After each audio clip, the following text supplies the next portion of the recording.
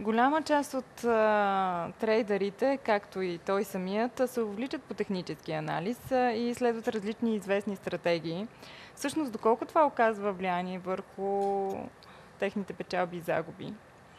И вие на кой анализ, фундаменталният или техническият, използвате, когато търгувате?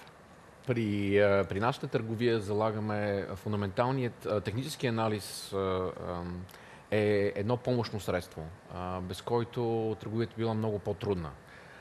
Както в този клас актив, Форекс, така и в други класове активи, които ние търгуваме активно, акции, фьючерси, залагаме на комбинация между няколко неща.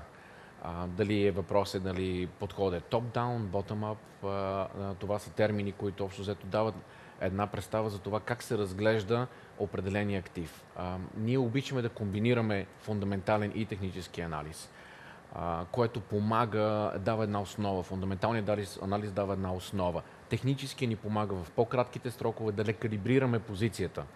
Изключително важно според нас и това, което прави разликата между това, кои трейдери успяват и кои не, е едно рекалибриране на експозицията в дадена сделка. Ако един трейдер се окаже, че е в губеща сделка, той трябва много бързо да може да намали експозицията си.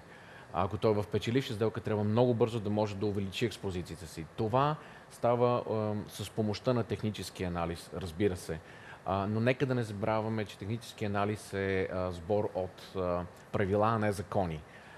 За това съществуват различни теории, различни методи, но нашия опит показва, че